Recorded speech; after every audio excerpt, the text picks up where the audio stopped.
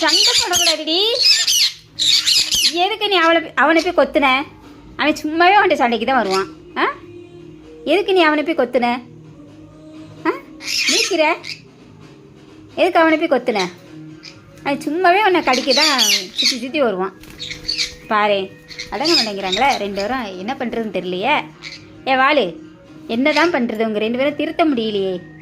உள்ளே நிற்கும் போது தான் சண்டை போட்டுக்கிறீங்க, வெளியே வந்துமா சண்டை போட்டுக்கிறீங்க?